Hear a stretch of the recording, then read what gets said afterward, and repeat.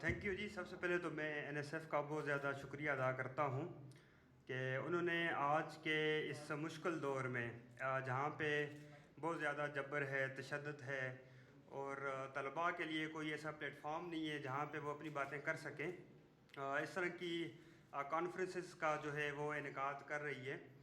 اور جہاں تک بات یہ ہے کہ یہاں ہم نے کیا کیا سیکھا، تو کوئی اور تو ہر کوئی اپنا وہ ایکسپیرینس ہی بتا سکتا ہے، لیکن میں نے جو چیز سیکھی ہے کہ انسان کو وہ جو جن مشکلات میں وہ ہوتا ہے، تو اس طرح کی کانفرنسز میں آ کے بندہ جو ہے وہ اپنا کانفیڈنس ریسٹور کرتا ہے، اور اس کے ساتھ ساتھ جو نالج اس نے لیا ہوا ہوتا ہے اس کو وہ پریکٹیکلی اس نے امپلیمنٹ کیسے کرنا ہوتا ہے، یہ چیزیں سیکھتا ہے.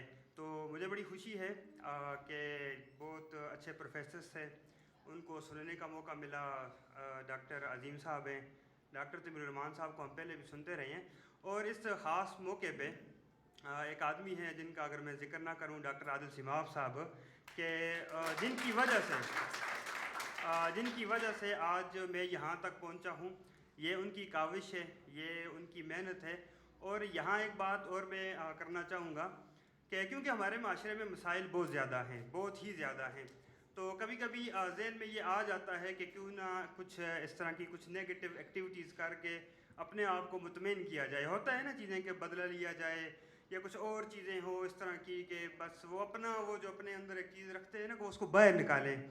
تو اس موقع پہ ہمیں ڈاکٹر عادل سماف صاحب یاد آ جاتے ہیں کہ انہوں نے ان کی محنت، ان کی کاوشیں، ان کی ہم پہ محنت کی ہوئی وہ چیزیں ہماری آنکھوں کے سامنے آ جاتے ہیں، اور جس کی وجہ سے ہم راستے سے بھٹکتے نہیں ہیں. تو میں کہوں بہت بہت شکریہ ڈاکٹر عادل صاحب کہ آپ کی وجہ سے آج ہماری لائف بن گئی ہے. اور میں یہ سمجھتا ہوں کہ آپ کا ایک بہت بڑا احسان ہے، ایک بہت بڑا میں سمجھتا ہوں کہ احسان ہے. ٹھیک ہے، بعض استاد ہوتے ہیں جو صرف ٹیچنگ کر لیتے ہیں، لیکن انہوں نے ٹیچنگ بھی کی ہے اور محبت کے ایک فلسفہ بھی ہمیں سمجھایا ہے. اور میں جب اپنی نسلوں کے بارے میں سوچتا ہوں تو میں اپنے آپ کو بہت زیادہ مطمئن پاتا ہوں. اور باقی بات رہے گی جو این ایس ایف کی، تو جتنی زیادہ قربانیاں، جتنی زیادہ محنت کی ضرورت پڑی اس کے لیے ہم تیار ہیں. اور میں اس لمحے کا بھی بڑا ایک شکر گزار ہوں کہ جس لمحے احمد بھائی مجھے ملے تھے.